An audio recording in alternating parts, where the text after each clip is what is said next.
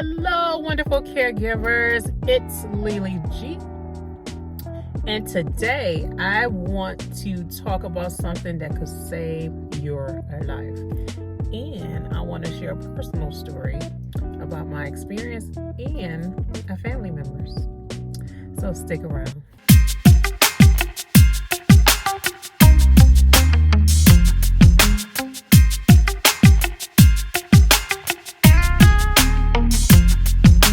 So today, let's talk about getting your mammogram.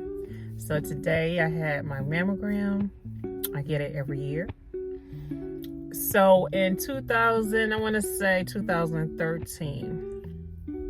I got a mammogram and they saw a cyst. They wasn't concerned about it. They said, sometimes women have cystic breasts.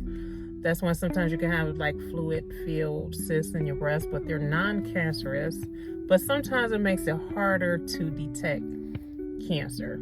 So this was 2013, I believe October. So they said come back in 6 months. We'll do another one and go from there. Well, at the time, my mother was still living. And when I tell you she was concerned, it was to a point where it's like, is this something you're not telling me? What? I don't know. But she did say she was just very, very concerned. And so 2014 comes around. If you've been following me, if you know me, my mother passed in February of 2014. So that April was time to get my 6-month follow-up. So I remember going and, getting the mammogram. Then they wanted to do an ultrasound. And I'm like, okay. So then, somebody come in and it's like, okay, we want to do a biopsy. Now at this point, I'm like, okay. So they do a biopsy. And I remember thinking like, Lord, I cannot go through something like this without my mother. It was just really surreal. So I believe the results came back in a few days, but it seemed like it was forever. So it wasn't cancerous or anything like that. But for a while, I had to get mammograms every 6 months so they could monitor. So fast forward, my great aunt, who was well into her late 80s, it was discovered she had breast cancer. But she waited a minute before saying anything. And so this cyst had grew and grew. It was aggressive. Well, not cyst, tumor, I should say. Grew and grew and grew.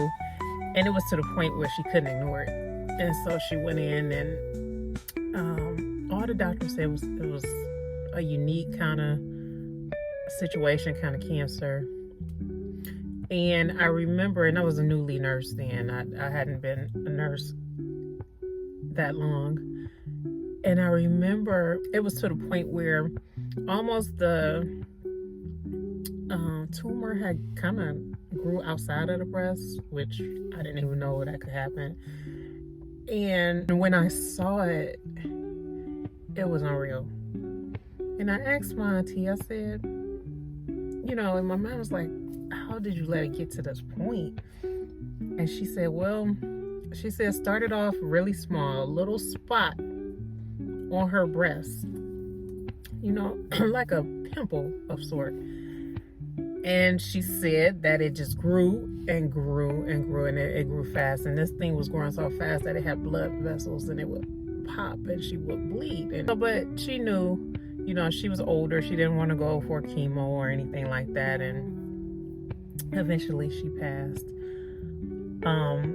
So ladies, it's important. I've had some close friends deal with breast cancer, family members. And I remember when I was doing my clinicals with nursing, my hospice rotation, there was this lady and she was a professor, and I remember she was dying of breast cancer.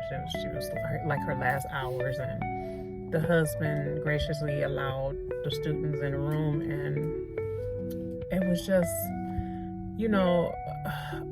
just to see that process. She was so loved. Her students sent her cards. She had cards all over the walls, flowers everywhere.